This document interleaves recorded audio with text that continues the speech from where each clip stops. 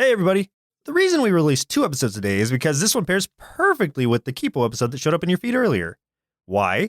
Because Chris and I got the amazing opportunity to interview creator, executive producer, and skater for life, Radford Sechrist, and developer, executive producer, and guy who bikes to work every day in his tie, Bill Wolkoff. 2 things before I kick it over to the interview. 1, spoiler alert, we go pretty deep into some character development that you probably want to experience for yourself by watching the show first, so just a heads up on that. And 2, I want to thank Rad, Bill, and DreamWorks for bringing us such a fantastic show and for giving us a chance to chat about it. All right, with all that out on the table, let's do this. Time to wake up. It's Saturday morning. Find some milk and cereal. Grab a bowl and spoon. No, a bigger spoon. Head to the living room and take a seat on the floor while Joseph and Chris present to you Saturday Morning Cartoon! I guess let's start by asking a standard icebreaker question to get to know your personality a little bit. So if you were in a situation where you needed to break a large block of ice, what would be your tool of choice? An ice pick, a sledgehammer, your fist since you were trained as a child to channel your ki, or other? I mean, I'd love to get an axe. Oh, yeah, there you So go. other, there you go, yeah. That's a pretty solid choice. Yeah. I live in Minnesota, so my icebreaker of choice is throwing down rock salt and just waiting for 24 hours and just seeing what develops. I grew up in Southern California, and my wife took me to Toronto for Christmas. And I was like, so do I need a sweatshirt? I've never been cold. How does this go? I love that. I wish I could say that I've never been cold, but it's like, you know, it's a daily occurrence. You go outside in the summertime and you need to wear a sweatshirt. And Yeah. no. Yeah, and I'm here in Texas, so whenever I visit Chris, I have to literally buy jackets just to visit because I don't understand that kind of cold. Yeah, I had to go buy a jacket and boots. It's the first time I really ever had to wear gloves, which was a surprise to me. Mm-hmm. Yeah, I had to ask him, I'm like, have you ever seen snow before? Like, how does that work? Not often. I've seen it on TV. It's about it. So, Red, I just want to ask from a former skater to you. Oh, nice. Yeah, I found that out and I was really excited. I haven't skated since I was probably like early 20s or something, but You got to pick it back up. yeah, like what deck are you using though right now? I gotta know. I got a deck from Ed Templeton himself. He came by the studio and gave me a toy machine deck. So I've been skating that one. You know what's the funnest part about skating? Yeah, I'm 39, about to be 40, but when I go to the skate park, it's filled with 40-year-olds, and we all skated in the 90s. Really? That's awesome. Nice. It is like the best thing ever. Yeah, I was a birdhouse guy. I had a lot of birdhouse decks, stuff like that. Nice. What was the music of choice while you were skating? Because everybody has theirs. Like back in the 90s or now? Either. Let's do both. What was it in the 90s and what have you transitioned to now? I mean, in the 90s, we'd have to be playing it from our car radio. It would have been Biggie Smalls or Wu-Tang. Oh, nice. Good choices. And now I'll mix in some of the Biggie Smalls and Wu-Tang with I kind of like embarrassing rap. Okay. Like I love Little Peep and XXX and like, Okay. you know, like honestly, even Lil Pump's beats are good to skate to. That's awesome, man. That actually kind of cues me into something about the show. So I wanted to say, like right off the bat, that I really appreciate the fact that the musical cues you have in there actually feel like they're a natural part of that world. Like instead of what you see where it's like someone breaks out into the song and pauses the whole world around them, these are actually happening and being reacted to when the songs are occurring. And also the indie folk hip hop etc. soundtrack is amazing. I've been listening to that on Spotify on repeat. Yeah. I mean, you know, like along with hip hop, I also loved like Johnny Cash and, you know, that Hurt cover he did of Trent Reznor's song. Like, Yeah, that's amazing.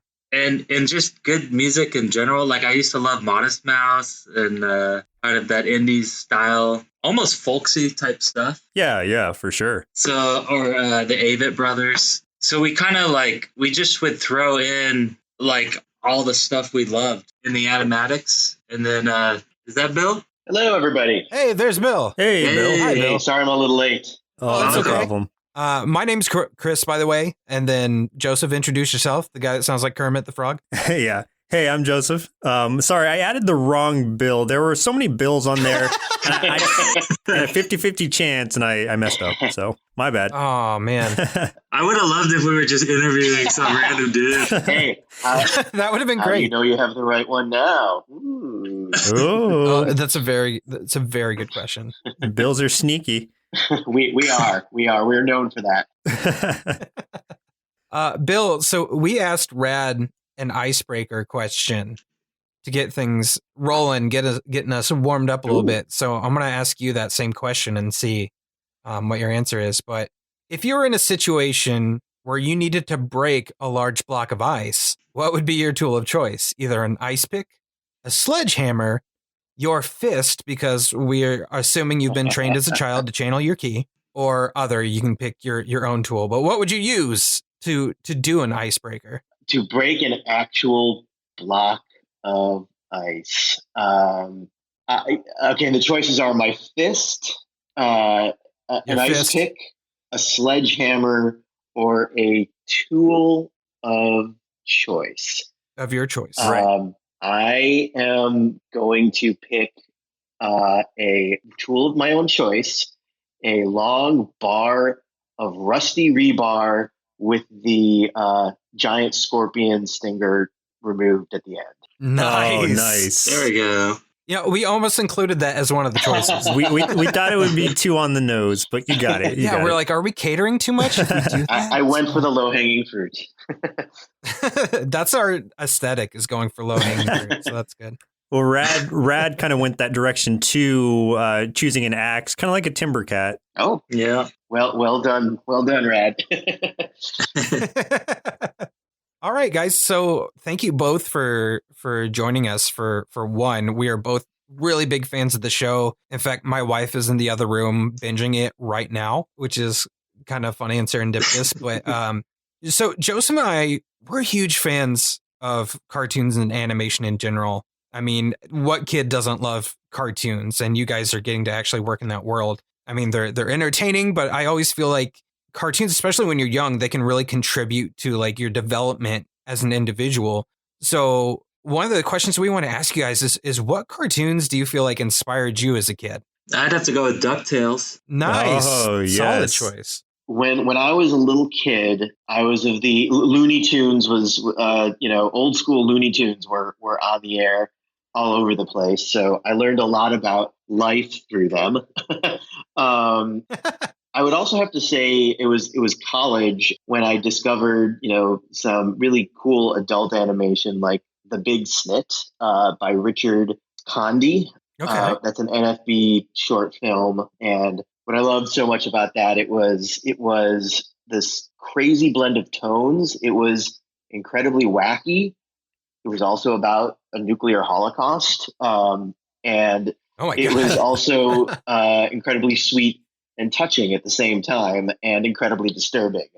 And I can't hit the point enough about how wacky it was. Like, it's about a couple that have bad habits, and one of the characters' bad habits is she just takes her eyes out and she shakes them, and they make this really annoying noise that drives her husband insane. And he's like, "You're always shaking your eyes!" And the world is literally blowing up outside the window behind them.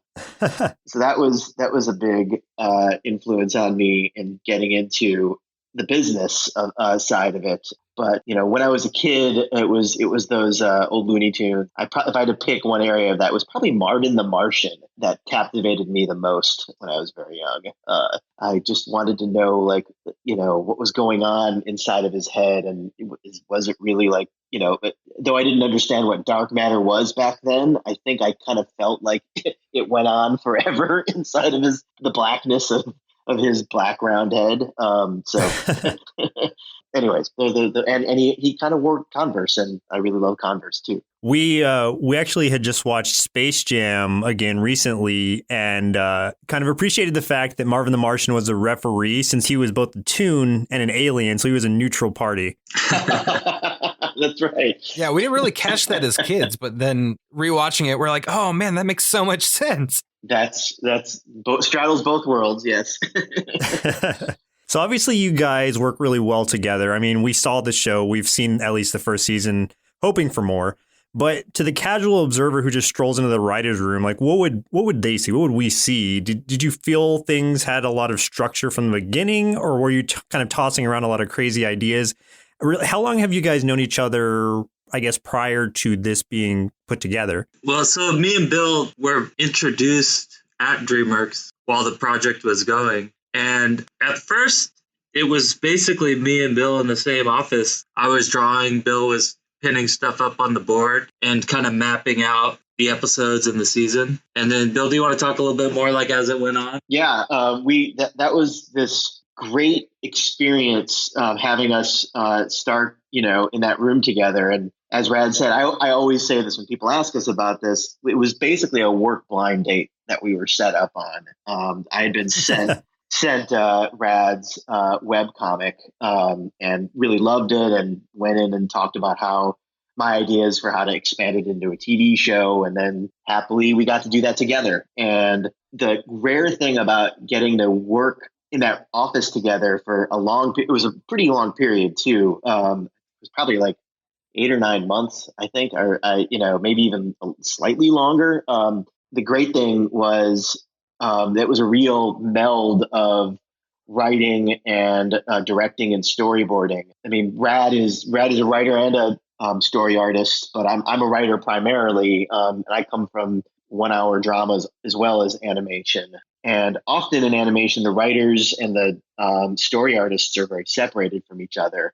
But I learned the opposite way. I learned on a show called Tron Uprising, and our showrunner, Charlie Bean, encouraged the writers and the story artists to always be talking to each other.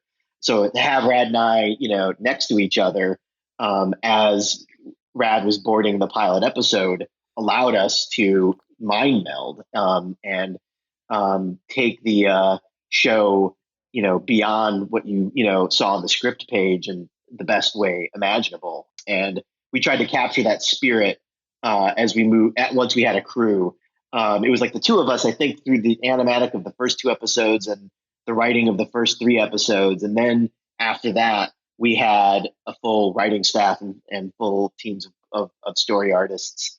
And then it was very different. And we had this amazing staff and crew of people to help us see things through. But we did, I think, find a way to blend that, scripting and storyboarding process.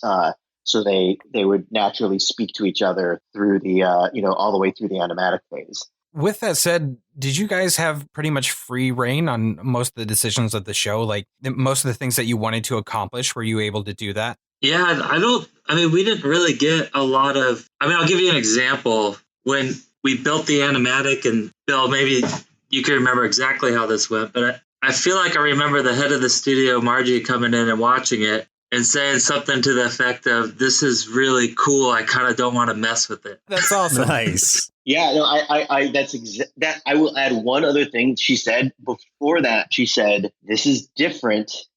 I haven't really seen something like this." But then and she went into it's, and when she said those first 2 words, I got really scared. And then she said,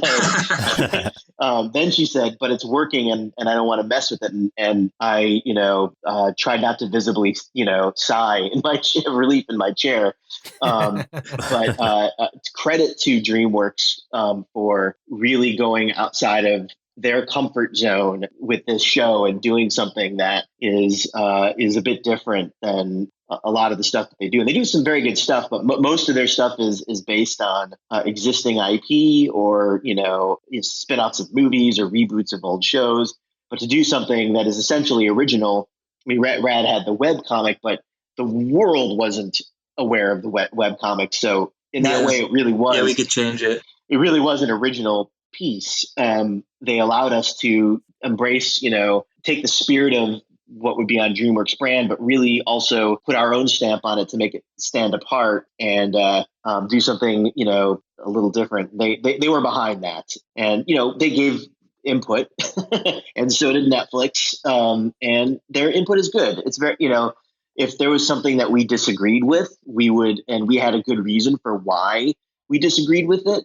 They understood that, and that a lot of times, like, it wasn't even ultimately a disagreement. It was just clarifying something that maybe they weren't able to articulate initially. And then they zero in on one small thing. And then we, talk about why we want a thing a certain way. And then, they were great. They were very much behind us.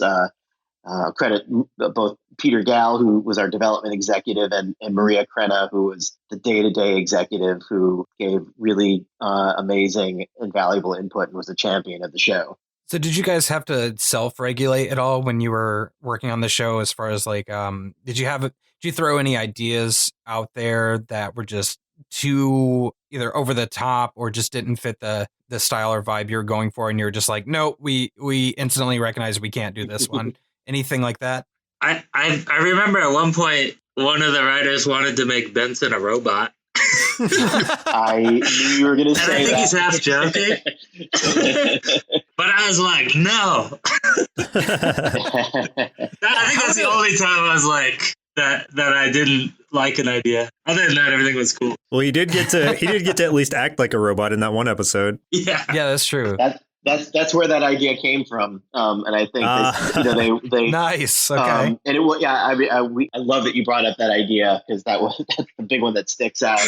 But to answer that question, that's like the process of having a writer's room where people trust each other. Like, you have to be willing to go out on planks that you might not know if it's a stable. If it's actually stable and will hold.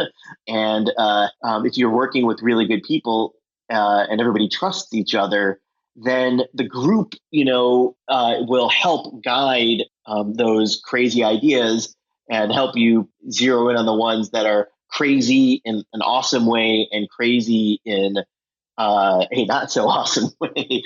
And in my career working in writers' rooms, and we had a great writers' room, a really great writers' room on our show. You have to rely and trust the people that you're working with to be bold and make daring pitches in the writers' room, but then trust that the group is going to help guide it and weed out the ideas that really, really won't work.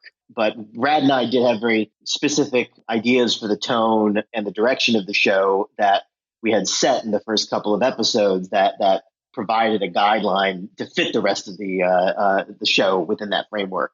Like, speaking of Benson from earlier, Chris and I were talking before this call started in regards to him coming out as gay in, I think, episode 6. And we were commenting on just how perfect that reveal was and him claiming it, which you don't see a whole lot in cartoons. You might have someone who seems like they might be gay, but they never really say it. And so that was kind of a bold choice, to your point of making these bold decisions. It shouldn't be bold, but I'm just saying in cartoons it kind of is now. So was that something that was planned ahead of time? Because I know Benson in the webcomics was a much different character. He was like a strong, beefy white guy, and now we have the Benson that we know and love here.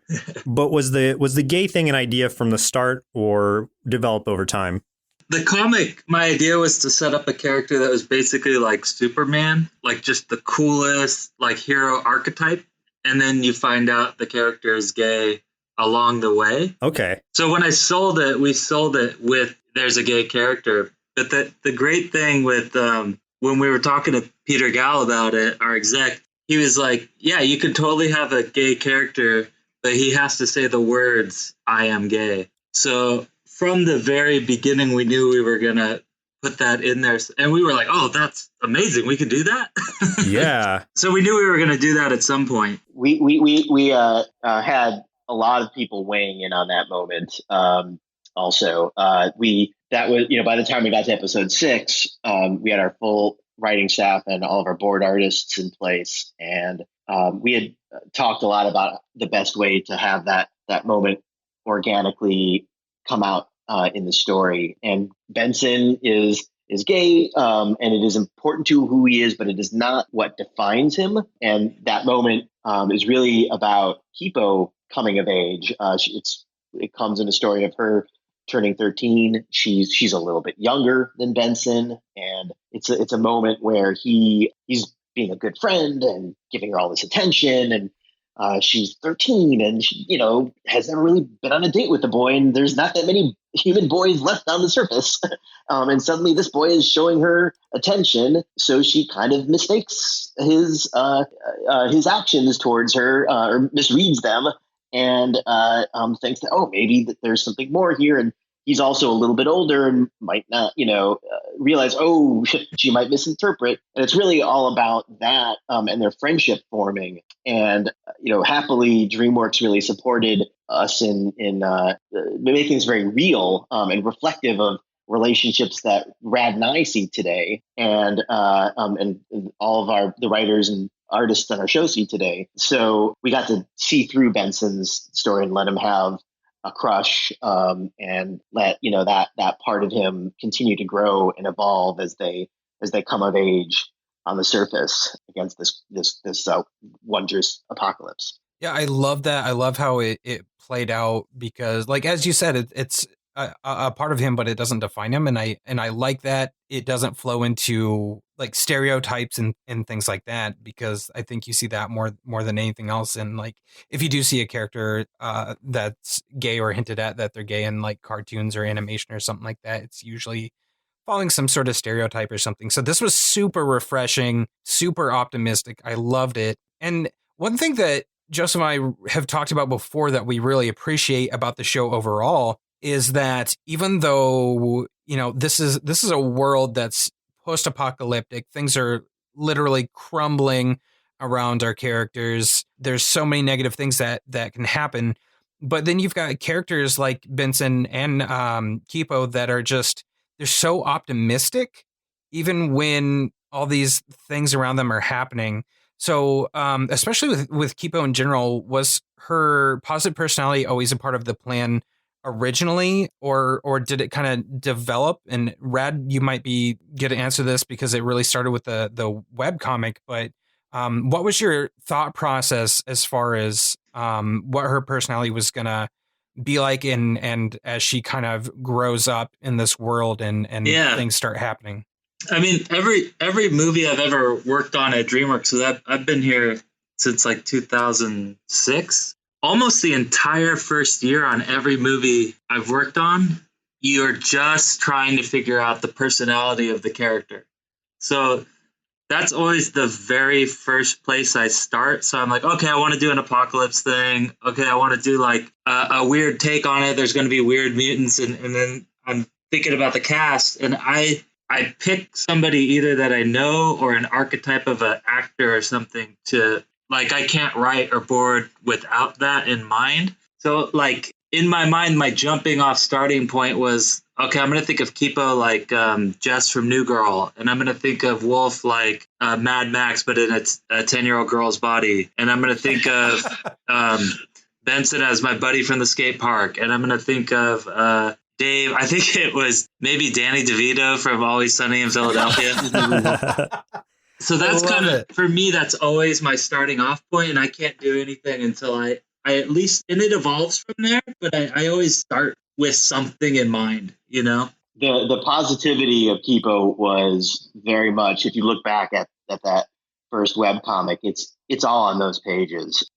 There's a moment when Kipo hears some noises and they're hiding in this house and it's people, and she's excited and runs out, and Wolf in the comic is trying to hold her back. And so all that was there. And for me, when I came in, I mean, I really responded to that relentless positivity in her character. And I think it's so relevant to today to have a show that isn't afraid to confront the end of the world in a time when it sometimes feels like our world really is ending. And I thought Kipo's positive nature was such a perfect vehicle to experience and explore that world, and explore a world that is scary, unfamiliar. Everything is upside down. Everything is absurd.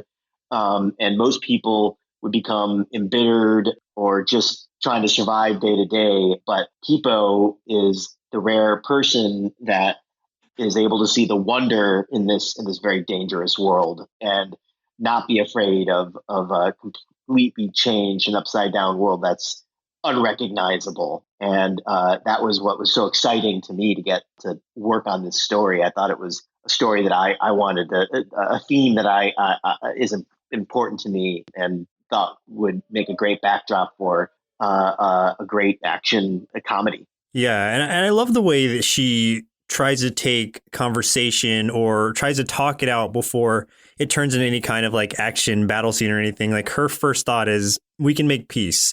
And I think that's a great message to send to kids too, her being a 12, 13-year-old, that even though, sometimes kids feel like their world is crumbling around them figuratively, well, hers literally is, and she's still able to keep this really positive attitude. So that was something, like Chris said, we had been talking about and just really appreciated about it.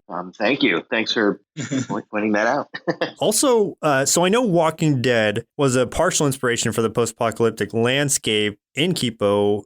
And I'm obligated as a horror fan to ask if either of you are horror fans, and if so, like what's one of your favorite movies? I mean, when I watched Walking Dead, I had to put the live feed of baby pandas at the zoo on the other screen, and every time I got too scared, I would look at some baby pandas. And I got used to it after a while, but I think that's the first scary thing I ever watched. I accidentally somehow saw it as a kid, and then I just was like done with horror genre. Oh.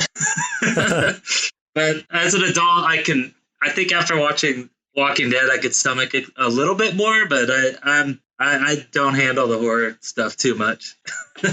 I ate up horror when I was a kid. My dad took me to see the movie Alien in a movie theater when I was 6 years old. Nice. Oh, man. Yes, it was a very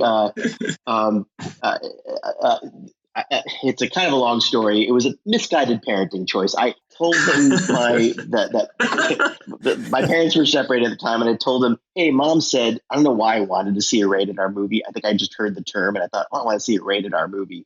So I said to my dad, "Dad, Mom said that you could take me to see a rated R movie," and he just saw his 6-year-old just flat out lying to him, and it was the impulse to like, okay, Mom said I should take you to see a rated R movie. Let's go see Alien. That's out right now. And he made me watch the whole thing. And it was, I remember vividly, being fascinated with the beginning of it. And then when the face hugger eats Kane's face, and I was hiding under the seat and begging my dad to let me leave the theater. He's like, "No, you got to stay." And then the thing comes off. And I thought, oh, that's great. Okay. So that's why rated R movies are bad for kids, because like it's really scary at the beginning, but now it can get fun and funny. And then the alien burst out of his chest. Yeah. But it was such I felt like I was surviving that experience. And I was truly amazed that that Ripley and Jones, the cat, survived. So it gave me a deep love for horror that I've carried with me my whole life. And there's lots of cinematic influences in Kipo all over the place from both of us. I don't know if horror per se comes in throughout, but like a big one is with another movie I saw very young with my dad was The Warriors, and that very much was an influence on Kipo. When we were thinking about the world, it's post-apocalypse, 200 years in the future. There is no government, and it is this kind of open warfare gangland where gangs control different mute tribes, control different territories, but none of them really get along. And there's one more powerful mute character, Scarlemagne, that's starting to like consolidate all of the gangs into one. And so that was very much an influence for how we would really open up the world of Kipo and make it into a series. It's borrowing from that amazing New York, hyper fictional, hyper realistic nightlife in New York that is completely ruled by different themed gangs. That's all over Kipo. That makes so much sense now that you say that. Absolutely. And I think the lesson here is like watching horror as a kid can go one of two ways. You either become a longtime fan or you go the route of baby pandas. So in regards to the world and how you guys have developed and fleshed it out, because I feel like it's almost like its own living, breathing thing. And it's not just the design, but the colors, the music, everything part of it. I just want to ask each of you, what is your favorite part of this world? Or maybe even like what's the piece of the world that you're the most proud of? Ooh, I mean, I love the music. That was probably a big standout for me of the show. I don't want to piggyback on that. Music I'm also proud of very much. I mean, I think I'm most proud that we found a tone of the show that did justice to Rad's irreverent drawing style. And the tone, everything goes into the tone, from the character designs to the stories to the dialogue to the music. I think all of that really did mesh well with this very unique drawing style that we found a way to make animatable. There hasn't, I mean, Rad's style is different than a lot of things that you see in the studio. Had to develop its own language, as well as, in-house. By the studio, I mean Studio Mir, who did the animation, and then in-house all of our character designers understanding the visual language that Rad had set up in his webcomic. And it feels, to me, it feels real. And I when I talk to people, like, the stakes feel real. So finding the tone to match that and do justice to that style is, forgive me for being repetitive, that I think was pretty cool. And I will admit, like, the first time I read the webcomic, it felt so big in my head. It was terrifying to me to not do justice to it. But that challenge made me want to do it all the more. In doing justice to Rad's original idea, like your original artwork, was there ever any fear, or maybe not fear is the word, was there ever any idea that maybe you might have to change up your art style before it became animated, or were you confident that you could translate it over? Yeah, I mean, we even did a test where it looked more like a classical show. And it was really nice because I think we had done this. There was this one image of the bunny bursting through the ground and Kipo coming forward that I had drawn like right at the very beginning. And we had printed that out, and it was like a giant poster on the wall. And I feel like Peter Gal came in our room and was just like, put his foot down and said, just whatever you do, just try to make it look like that poster. So I don't know that we would have gone back and like forced the animators to try the style. If we hadn't had that support from him, we might have just been like, all right, I guess we'll go with this more kind of traditional, like, classic look. Because there was a bit of like, well, how are you going to animate that? That's going to look weird. But then when we did go back to them and have them try it, they were like, oh, actually, that's not that hard. And it looked cool. Oh, absolutely. And Red, what was the inspiration for the use of such vibrant colors in this show? Before Joseph and I had first heard really about it, I remember seeing an advertisement, and then he had brought the name of the show up to me, and I was like, oh yeah, I saw the advertise. And the thing that stuck with me was the colors. In my 9 to 5, I'm a graphic designer, so that's like a huge thing for me.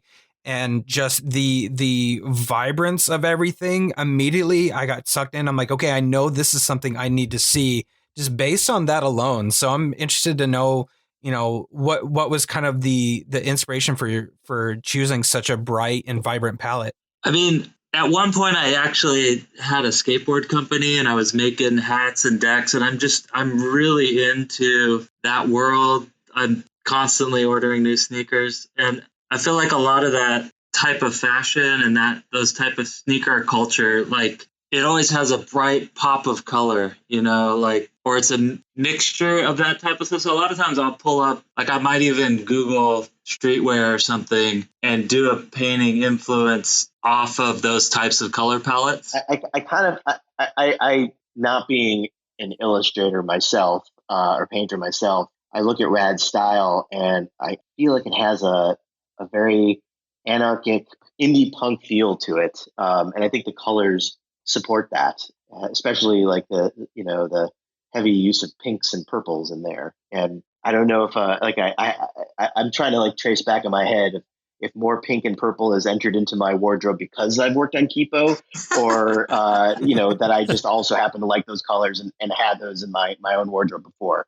I'm not sure which one. Also, like, I'll be picking colors and I literally just feel sick to my stomach, and I keep messing with the colors until I don't feel sick to my stomach. And it's the same way I design characters.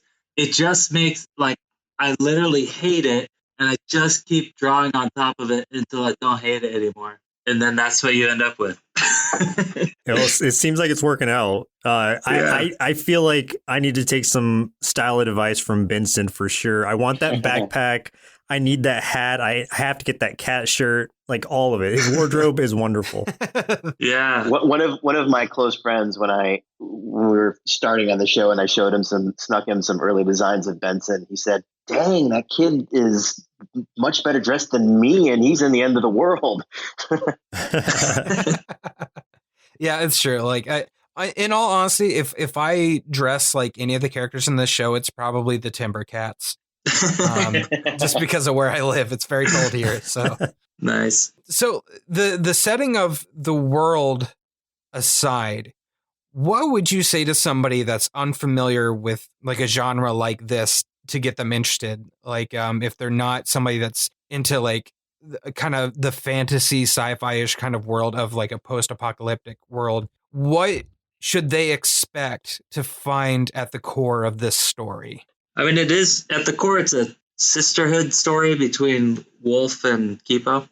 And it's also like a found family story between the whole group. Absolutely. It's a coming of age story for all of these friends, centered around Kipo, who is becoming an adult just as she is orphaned from the home that she grew up with, and then discovering this brand new family. And I think those are universal themes that extend beyond fantasy and is what makes us so excited about writing and creating the show. And I think will make people care about it. It really does extend beyond fantasy, to your point. Like you see these people coming in their coming of age stories, but it feels very natural and very, very real, even though all around them there are these like giant mutant animals. It's like that is something that you're able to keep it there. And I guess it's just the teamwork of you guys and your whole creative team.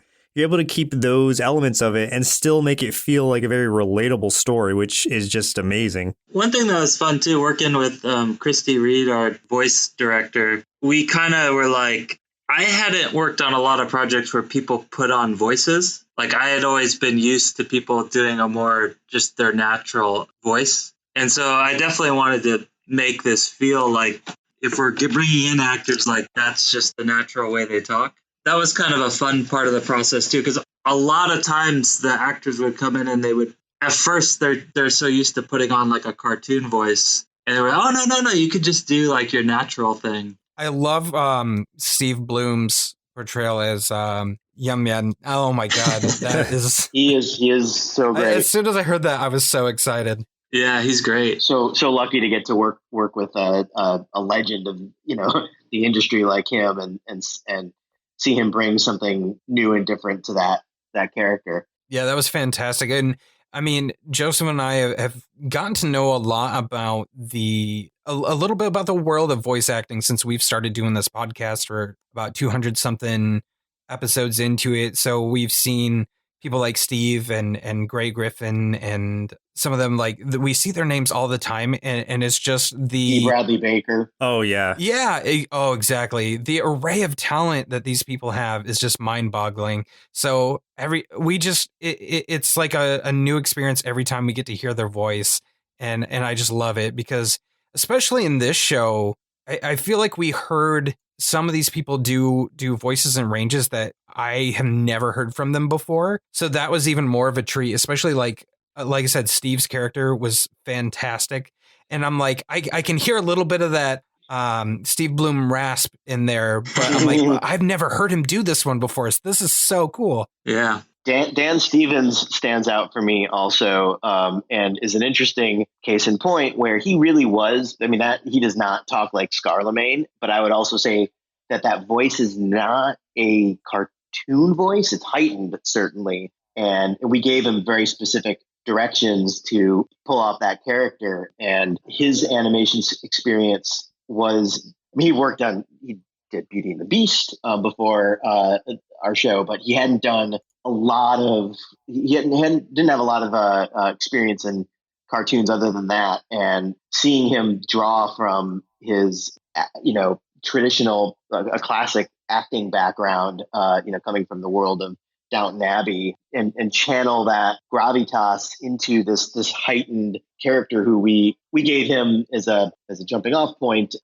You're a little bit Tom Hulse's Mozart and a little bit Joker, and that was his springboard to get into the character. And seeing him bring his gravitas to that heightened state was quite a treat. I feel like when we met him, I kind of remember it. Do you remember this, Bill? He was like, "Okay, do you want me to do my American accent or my English accent?" Yep. He offered to do French also. Yeah.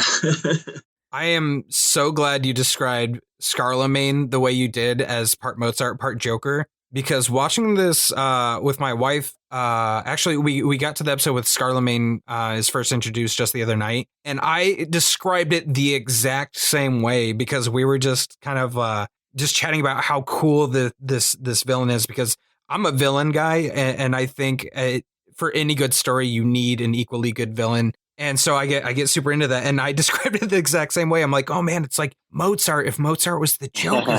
So like now I feel like I'm riding the same wavelength. Like I'm like, okay, I'm of the same mindset, Bill. That delights me to hear. Thank you. Yeah, I got it. And in your description, Dan never tried to do, he was never trying to do a baboon voice at all. It's like, that's irrelevant to it. That's not that person's character. That's not Scarlemagne's character. So it's great to hear you describe it like that and say that you didn't tell them to do like, cartoon voices or like animal voices or anything. They were using their natural voices, sometimes heightened, but just enough to push the character itself, not the type of animal they are. Right. Although Leah Delaria did a good meow. She did. Hers indistinguishable from an actual cat's meow. And D. Bradley Baker does make a good pig. You got like to see him work is like seeing just a master at their craft work. Like him doing Mondu, we actually wrote dialogue for Mondu because we wanted that to help pace the scenes and also be a guideline for the story artists. And then Dee would look at that dialogue and translate into pig squeal right before our eyes. And each line really does sound different. He's incredible. I'm sorry I interrupted. No, that's fine. No, that's amazing. Man. It's just so funny to hear because I've heard him do various animals and things before, and I just feel like he's just nailing it. Yeah, I'm an Overwatch player, so he does a character in there that's a hamster, and it's just hilarious. It's just the noises that guy can make. I don't know how he does it. So with all that said, how do Joseph and I get parts on the show? Can we be how do we be mutes of some kind? Do you need do you need any creepy villain voices or something? We're here for you if you need backup. I like that creepy villain voice. It is. They make everybody audition for the show. I mean, we had almost from the top down. Like we had to have everybody had to audition. That's part. Like DreamWorks has a rigorous process. That I think helps really find what's best for the show. Anya O'Hare and Simbri Walk are the casting directors, and got us access to such amazing talent. But having their feedback and on everybody reading, even if it was people that we brought, we're like, oh, this person's perfect for the part. Sometimes they were, sometimes they weren't. And when you have everybody laid out in the process that DreamWorks sets up, you wind up getting just great talent for your sound tapestry. But it's a obtuse answer to your question. So I guess we can go ahead and start wrapping this since I know you guys have to go soon. Let's ask this last question, and maybe you have a direct answer, maybe not. What mute do you think you identify most with? Ooh, that's a good question. Man, I might have to go with the Newton Wolves because I used to battle rap in college. Nice. And I was a mechanical engineering major, so I grew up in a science family. If I ever was reading a book, it was a science book.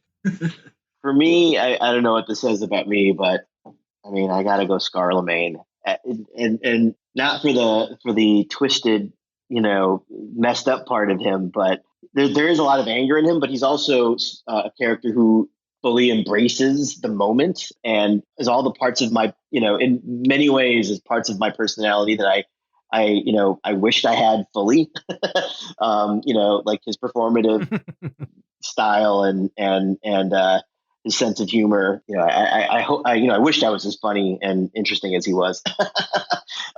So if that make like he is a character after my heart, and take that what you will when what it says about me. We were talking earlier after watching some more of the episodes, and I think myself, I would be one of the fitness raccoons, just because I'm pretty big into fitness and trying to just stay fit. And so right when I saw them, I sent Chris a text and I was like, oh, I'm totally a fitness raccoon. And I just love how how positive they are, and just how almost not ignorant to what's happening around them, but just really focused on what they're doing. I love when we were watching the animatic and the bird is straight up eating one of them. And no one was like, you can't do that.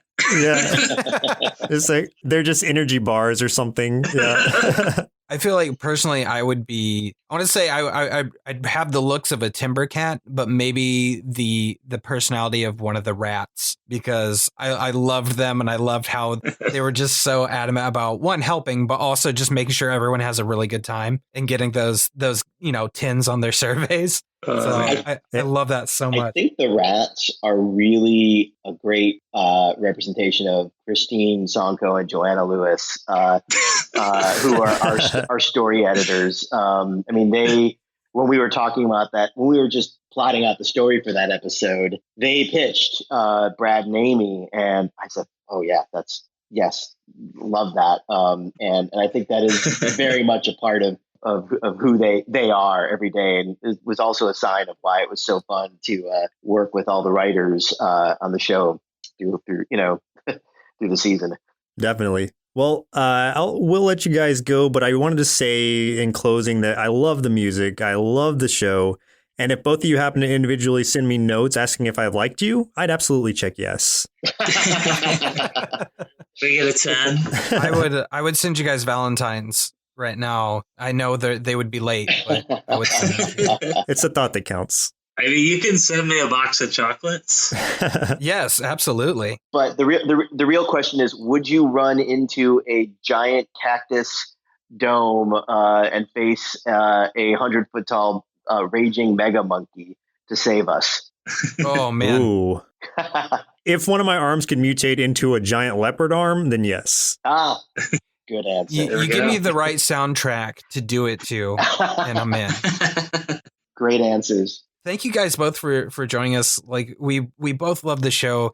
Honestly, this is it's probably one of my favorite pieces of animation I've ever seen, and that's coming from not only just the look, the feel, the music, it's the characters, the story, because there are the funny moments, there are the serious moments, the danger and things like that, and then at the center is just so much heart, and we can definitely feel your guys' influence in that. So thank you guys both very much for not only coming on here and talking with us, but for making such a great project, and we can tell all the passion behind it, and we definitely are big fans. Yes, thank you so much. Well, thank you guys. I am not crying ugly tears right now. I am saying thank you. Presented by Nerdsloth, a place for lazy nerds. If you like what you heard, consider donating at patreon.com/nerdsloth so we can continue bringing you quality shows. Be sure to also leave us a review and share your favorite episodes and clips on social media. If you're looking for more content, visit us at nerdsloth.com.